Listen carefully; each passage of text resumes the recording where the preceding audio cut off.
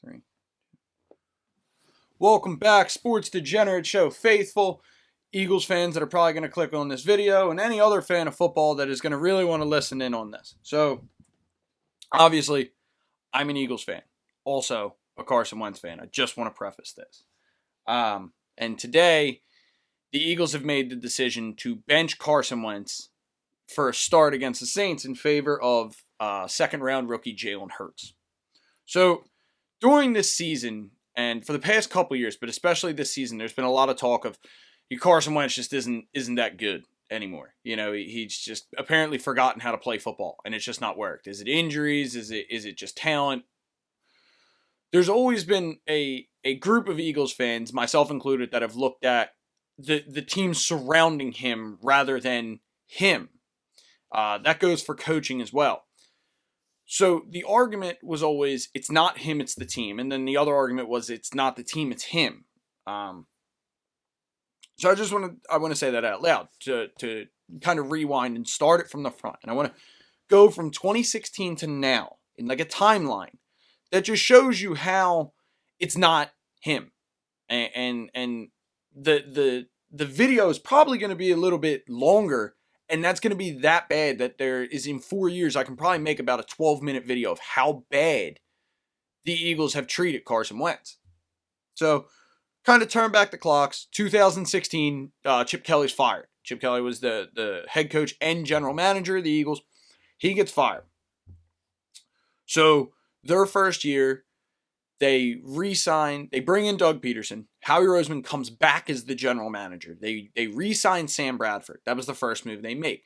Then they make a bunch of trades to try to get Chip's guys out of Philadelphia and move up in the draft to the second pick in the draft. Now, they were originally 13th. When they were 13th, I had said, I know they need a quarterback, but they need a whole lot else on this team as well. So I don't want them to draft a quarterback unless they can get this big-armed athlete out of North Dakota State. They trade it from 13th to 8th with the Titans, and then 8th to 2nd with the Browns. And they end up getting the second pick in the draft. The Rams pick Goff, the Eagles pick Wentz, which made 100% sense. I still mock Howie Roseman to this day when they made the trade, and people were like, well, which one do you want? And it was kind of obvious who was going where, but Howie Roseman said, well, I like vanilla and chocolate. And it sounds like I'm mocking him, but if you ever actually listen to him, it's what he sounds like. He's a punk that never got picked in any sport, but apparently knows talent. We'll get to that. Carson Wentz comes in. Teddy Bridgewater goes down in Minnesota. Eagles trade Sam Bradford for a first-round pick to Minnesota. Carson Wentz comes in, plays his rookie year. 16 and 14 touchdown to interception ratio. Talent around him, not really there. He had his top receivers were Jordan Matthews, Dorial Green-Beckham, and Jordan Matthews, by the way, who was drafted right before Devontae Adams. Dorial Green-Beckham, who they traded for, he never worked out, and Nelson Aguilar, who still couldn't catch a ball. Second year, moves up, gets there. He's an MVP candidate now. They signed Torrey Smith and Alshon Jeffrey. Torrey Smith never really becomes the receiver they wanted him to, but he works out as a number 2 guy. Alshon Jeffrey has about 900 yards receiving and 9 touchdowns. He works out really well. And Nelson Aguilar all of a sudden becomes the first-round pick that they wanted him to do. He had a team around him. He had an offensive line around him. He had a great offensive coordinator, a great quarterback coach, and the Eagles were humming. They end up winning the Super Bowl. However, the problems start week 14 against the Rams when he tears his ACL. Nick Foles comes in, plays like crap, then lights up the Vikings and the Patriots. He wins the Super Bowl. Awesome. However, it's still Carson Wentz's team. Carson Wentz got that team to that Super Bowl. The Eagles, if they did not have home field advantage, would have never made it. I remember, people tend to forget, I was at Lincoln Financial Field, the Christmas night game against the Raiders where the Eagles couldn't move the ball, or the game where Nate Sudfeld basically plays because Foles couldn't move the ball against Dallas, or the game against Atlanta in the first round where they, again, could not move the ball. Just so happened. But that's where the problems start. Third year, he regresses. He's coming back from an injury. The O-line struggles. He actually gets a bone broken in his back. He gets injured again. Foles comes in. runs the gauntlet, has some good games, some bad games, goes to the playoffs, has a terrible game against the Bears where the double doink happens, then has a terrible game against the Saints, but apparently Nick Foles is the answer.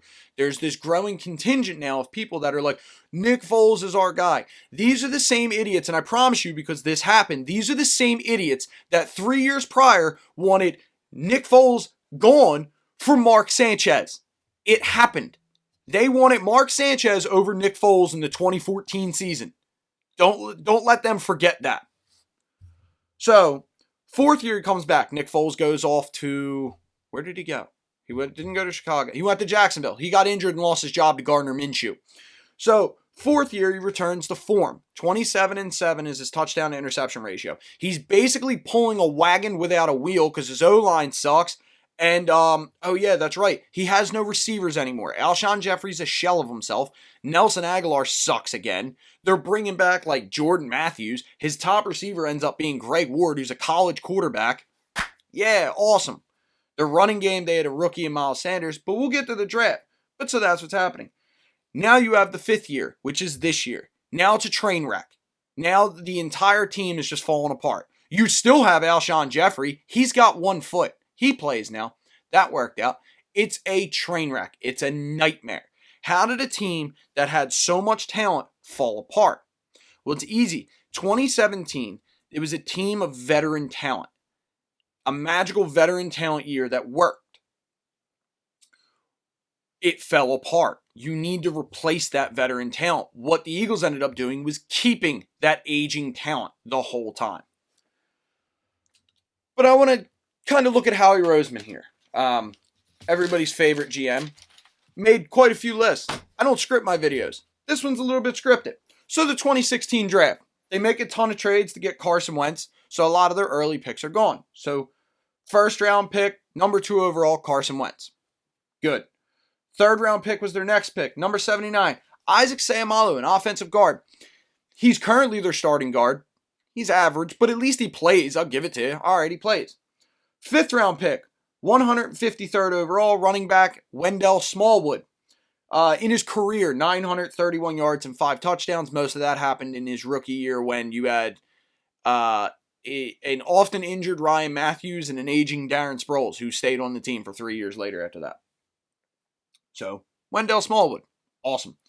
Fifth round pick, number 164, Halapoulivaati Vaitai, Big V. Played very well replacing Jason Peters in the Super Bowl year. Other than that, never did a damn thing. Now in Detroit, they paid him a ton of money. Sixth round pick, number 196, Blake Countess, a cornerback. He played a lot better, just never for the Eagles. Seventh round pick, number 233, Jalen Mills. The Green Goblin. Sucks. Still on the team, still trash. Seventh round pick, number 240, Alex McAllister, defensive end. I don't even know if he made the team. And seventh round pick, number 251, linebacker out of Oregon, Joe Walker. He got injured, then never made the team. Great draft right there. But Carson Wentz worked out. 2017 draft. So this is the draft to surround Wentz with talent. And boy, could you have surrounded him with a ton of running back talent. It was a heavy running back class. The Eagles did draft a running back, though. Yeah, it didn't work. So, remember, this draft is also in Philadelphia. So, the number 14th pick in the draft, the Eagles did draft Derek Barnett, a defensive end. Now, TJ Watt ends up getting picked later. I don't really hate Derek Barnett. I think he reminds me a lot of Brandon Graham, who, as he's getting better as the years go on. He's actually looking very good now. But, Derek Barnett. Second round pick, number 43. Sidney Jones, from my favorite conference ever, the Pac-12. I hate that conference. The players from there are soft. Don't draft out of the Pac-12. Sidney Jones, no longer on the Eagles. Soft as hell. Never panned out. Number third pick, third round pick, number 99. Rasul Douglas from West Virginia. Always should have played safety. Never played him at safety. Not on the team anymore. But we got to surround Wentz with talent, right? All right, fourth round pick, number 118, Mac Hollins, wide receiver out of North Carolina. Kid's big, 6'4", 220. He's really project, but you can work with him. 32 catches in his career for 398 yards and 2 touchdowns. Awesome. Last year, they released him after he started and had like 7 straight games without a catch. That's good. Big running back class, though, so here we go. 4th round pick, number 132. Donnell Pumphrey. If you look up Donnell Pumphrey, he has no NFL stats, but he was the all-time leading rusher in college, but he played for San Diego State. 5th round pick, number 166. They got Carson another weapon. Speed guy. Shelton Gibson out of West Virginia. Yeah. He in his career has 3 catches for 59 yards. He's no longer in the NFL. Number 5. 5th round pick, number 184. Nate Gary. Safety out of Nebraska. He's a linebacker now. He sucks balls. He's horrible. He's also injured, and it was the happiest day of my life when he got injured. And 6th round, number 214, Isaiah Qualls, a defensive tackle. Sure. 2018 draft. Didn't have a whole lot of picks this draft. This is after they win the Super Bowl. 2nd round pick, number 49, traded in front of the Dallas Cowboys to select Dallas Goedert. They hit on one. Dallas Goedert, 126 catches, 1,345 yards, and 12 touchdowns as a second-string tight end for the Eagles. He is a piece moving forward. Next pick they have is 4th round guy, number 125, Avonte Maddox, cornerback. He's the Eagles' starting corner. He also sucks. 4th round pick, number 130, Josh Sweat, project defensive end, who's now one of the Eagles' rotational defensive ends, but looking very good, very athletic. I like it. 6th round pick, number 206, Matt Pryor. He's still on the team, but he sucks. And 7th round pick, number 233, Jordan Mailata, offensive tackle, who never actually played football before they drafted him. He's now one of the tackles for the Eagles. Not terrible, but But as you can see, they drafted one guy to help Wentz here. 2019 draft. 1st round pick, number 22, they select Andre Dillard, tackle out of Washington State. He's never played, so I don't know. He's been injured. They didn't play him his rookie year because they had Peters, who was terrible. He's been terrible for 3 years. And then this year he blows a bicep in training camp, so he just doesn't play. 2nd round pick, number 53, Miles Sanders, running back out of Penn State. Very good. 1,449 yards rushing, 6 touchdowns. He also has 69 receptions for 632 yards and 3 touchdowns. The issue with Miles Sanders is Doug Peterson is Andy Reid's worst protege. He does not run the ball. 2nd round pick, number 57 overall, J.J. Arcega-Whiteside, wide receiver out of Stanford. 12 catches, 214 yards, and a touchdown. But hey, he's got a fumble recovery for a touchdown this year. 4th round pick, number 138, Sharif Miller, defensive end out of Penn State. I'm a Penn State grad. I wanted to hit my head off a brick wall. Sharif Miller should have went undrafted. I don't think he's ever played as an Eagle. And 5th round pick, number 167, Clayton Thorson, quarterback out of Northwestern. Clayton Thorson didn't even make the team. So it was a waste of a 5th and a 4th round pick. And technically a 2nd. Great draft. And then this most recent draft, 2020. After it's like, hey, your O-line's pretty old. Your receiving core sucks. How are you going to save it? 1st round pick, number 21 overall, Jalen Reagor, wide receiver out of TCU. He has 20 catches, 256 yards, 1 touchdown, and 1 punt return touchdown. That evens the amount of injuries he's had this year that he had to miss time with. So that's okay. 2nd round pick, number 53 overall, Jalen Hurts, quarterback out of Oklahoma. Okay. We'll go into that. 3rd round pick, number 103, Davion Taylor, a project linebacker for a team whose linebackers are god-awful. Okay. Number 4th round pick, number 127, Kayvon Wallace. Literally the only smart decision they made in this draft up to that point was the 3-year starter at safety from Clemson. That made sense, but they just don't play him now. So sure, why not? 4th round pick, number 145 overall, Jack Driscoll from Auburn. He's been bounced around the O-line a lot. I kind of like what I see from him, but, jury's still out. Need another weapon for Wentz, though, so here we go again. 5th round pick, number 168, John Hightower. 10 catches, 167 yards, and no touchdowns. I'm pretty sure he has 15 drops this year as well. 6th round pick, number 196 overall, Stu Bradley out of Temple for linebacker. That'll fix the linebacker core. 6th round pick, number 200, Quez Watkins, wide receiver from Southern Miss. He hasn't even been on the field yet this year. 6th round pick, number 210, Prince Tega Winogo, tackle. He ain't played yet. And 7th round pick number 233, Casey Toohill, linebacker from Stanford. He got claimed in free agency, or in the preseason. Cool. So, let's go through a little rundown of how much they've helped Carson Wentz. 2016, the year he gets drafted, the only player they get that can help him on the actual skill position level, Wendell Smallwood, a running back out of West Virginia. Wendell Smallwood was picked 153 in the 5th round. 12 picks before Tyreek Hill. Oops. All right. 2017, they try to get him some help. They get 3. They get 2 receivers and a running back. In a big-time heavy draft. Big-time heavy talent draft. 4th round pick 118, Mac Hollins. 4th round pick 132, Donnell Pumphrey. 5th round pick 166, Shelton Gibson. Remember, before this, they made 2 selections. Russell Douglas, no longer on the Eagles. Sidney Jones, no longer on the Eagles. So, here is from 2nd to 5th, guys they could have drafted but did not. 2nd round pick, almost right after Sidney Jones, was Joe Mixon. Okay. All right, Joe Mixon had some stuff coming out of college, so I understand. Shortly after Joe Mixon, Juju Smith-Schuster out of USC. Oops. 3rd round pick, right after Russell Douglas. Alvin Kamara. Oops. Cooper Kupp. Oops. Chris Godwin from Penn State. He's literally in the same state. Oops. Kareem Hunt. Oops. Kenny Golladay. Whoops. And George Kittle. Awesome. All guys you could have got. Instead, you got Mac Hollins, Donnell Pumphrey, and Shelton Gibson. Cool.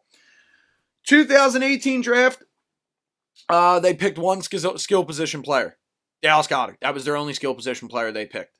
However, they traded their 1st round pick to the Baltimore Ravens, who selected Lamar Jackson. I'm not upset about that. However, if they kept their 1st round pick, here are just 3 players that were drafted very shortly after that. Nick Chubb.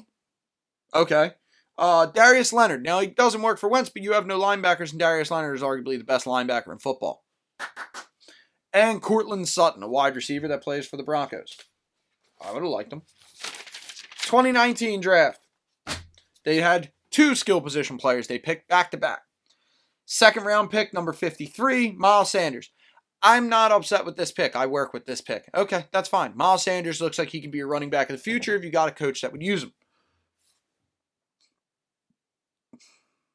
J.J. Arcega-Whiteside. Picked 7 picks before DK Metcalf. Ow.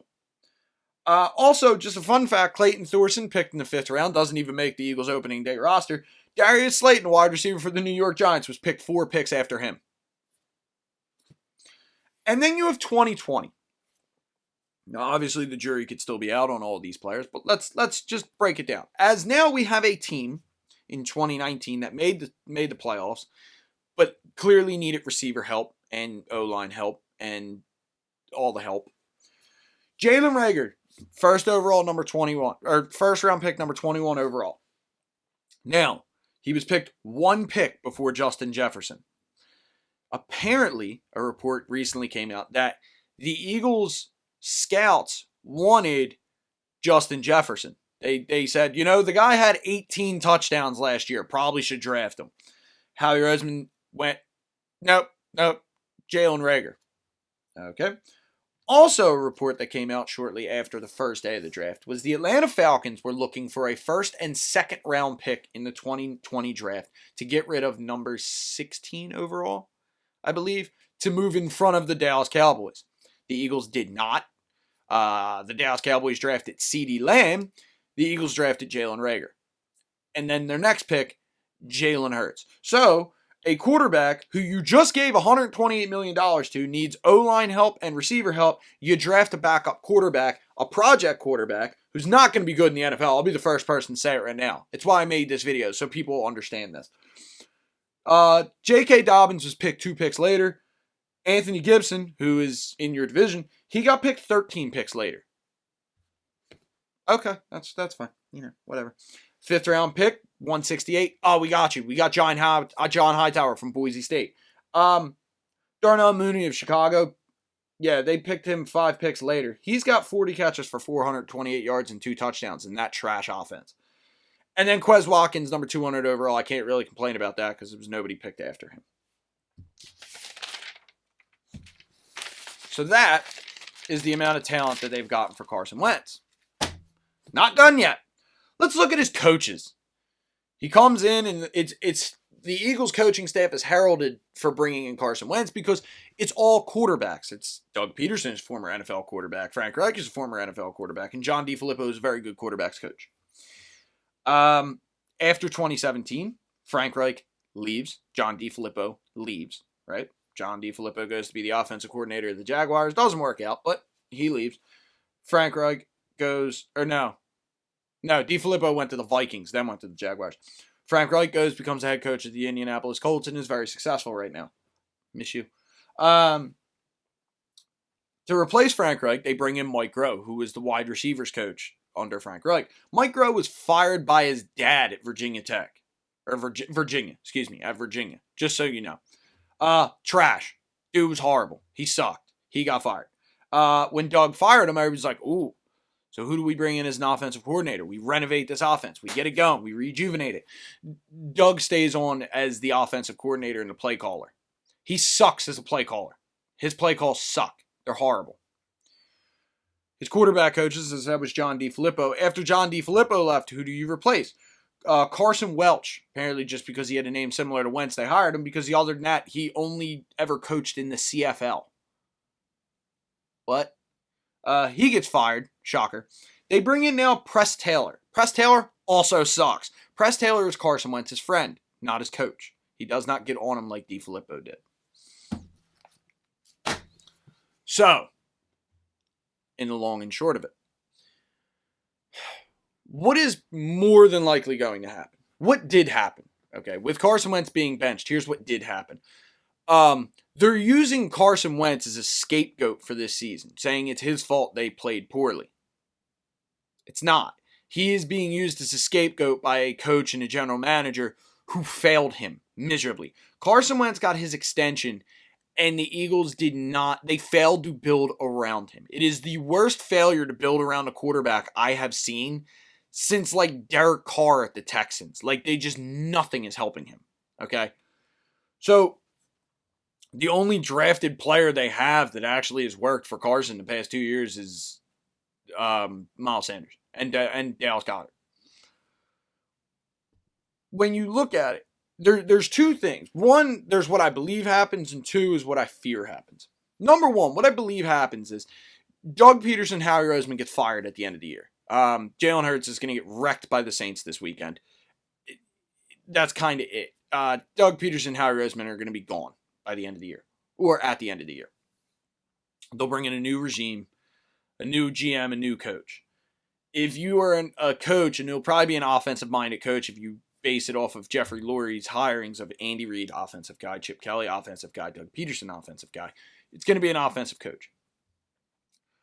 A guy will come in here, a coach will come in here, and he'll inherit a quarterback controversy.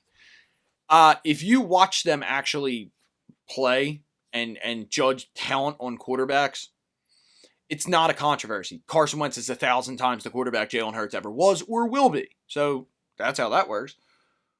You would have a general manager who looks at the roster and says, this roster sucks, and redoes the roster, rebuilds the roster around Wentz, around a star quarterback that you have. It was ironic because I would love to say Louis Riddick, who was in actually the Eagles front office at a time with Andy Reid, called it out on Monday Night Football 2 weeks ago that there's just no team around it, and called out Howie Roseman's drafting ability. There are intelligent people in football that look at this team and go, it is not the quarterback. It is the team around the quarterback. What people don't realize is he's been playing with trash receivers and a falling apart O-line for 3 years now. So does he look bad? Yes. Does he look like he's hanging on receivers? Yes, because he's basically making his decision before the ball's even snapped because he's not expecting to get time. What could you do to help that? Run the ball. Doug Peterson doesn't do that. Roll the pocket. Carson Wentz is still a great athlete and throws very well on the run. He consistently just runs 5 to 7 step drops for Carson, and that's kind of it. The argument then goes, okay, You bring in these new talent. You bring in this new talent. Carson Wentz then explodes, and the team kind of rebuilds itself. You clean house, stick with some players, trade a lot of the players that aren't working, get him young talent that would actually work, draft well, and everything works out. That's what I would like to see happen, and that's what I hope happens, or should happen. I find it hard-pressed that you'll find a GM that's worse than Howie Roseman at drafting. Number 2 is what I fear would happen. What I fear would happen is either Doug or Howie keep their job. I don't think that's going to happen, but it could. Or the new regime is stupid and trades Wentz. They get rid of him. They trade him, they cut him, they eat the money. I don't think they're going to cut him. I do think, because people said nobody will take his contract, I guarantee you they put him on the market, he'll be an Indianapolis Colt by the end of the day. Because they need a quarterback of the future, and Frank Reich loves him and has a team there that can win. What would happen there is Carson Wentz would be traded. He would go to a team that surrounds him with talent, like every quarterback needs. He would win MVPs, Super Bowls, and make the Eagles look stupid. And I'll sit there hating my life as an Eagles fan, because most of the time that's what I had to do anyway. And I'll watch as the guy who I wanted the Eagles to draft, who they did not help, is now destroying the NFL because he's going to be 28 years old and fine. So,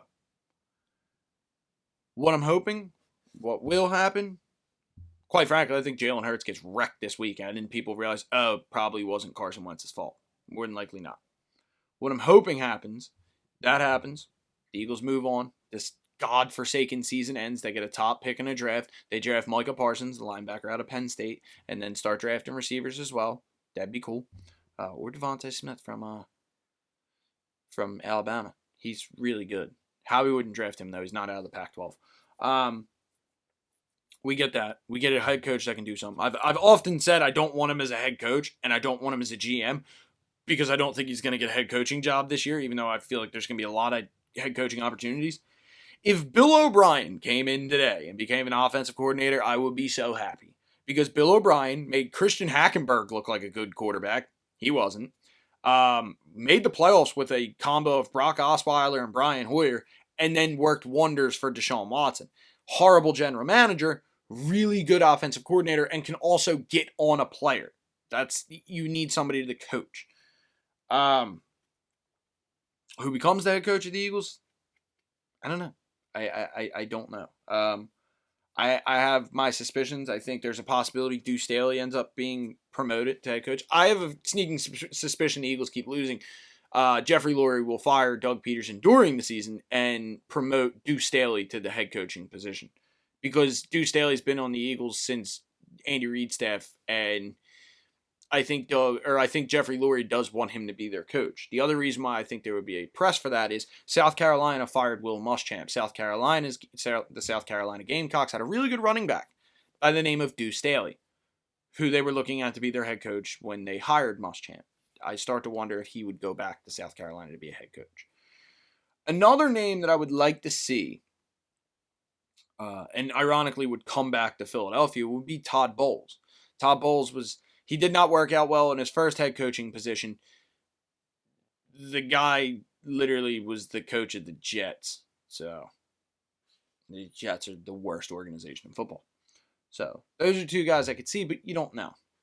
But whoever it is, I hope it's a guy, as well as the GM and the coach, who understand that you have an extremely talented quarterback that has been extremely screwed by the team that drafted him. The team that signed him to a $128 million contract surrounds him with no talent and then drafts a quarterback in the second round. But that's my rant. This is my show. This is a Sports Degenerates Show. I like to talk gambling a lot. I like to talk sports. Little shaky schedule because of me getting my first teaching job. I'm a teacher by trade. Trying to get everything situated with that, and in this COVID crazy world, please don't demonetize. What do you mean demonetize me, YouTube? I don't make any money on these videos. Please don't take me down, YouTube, because I said that word. Life's been hectic. I haven't really been able to get my videos pumping out like I wanted to at the start of when I started this channel in the summer. More than likely, they'll be sporadic until towards the end of the year, maybe even the summer, and then by next year, this channel will take. I'll really consistently be on this channel. But my name's Frank Wible. This is the Sports Degenerate Show. Please follow me on Instagram at Sports Degenerate Show. If you like what you heard, please like, comment, subscribe. I promise you videos will start coming out eventually. But if you want, my gambling takes, kind of on a hot streak right now, follow me on Instagram. But thank you for stopping by. And please, for the love of God, Eagles, you've already screwed Carson Wentz. Don't keep screwing him up. Thank you.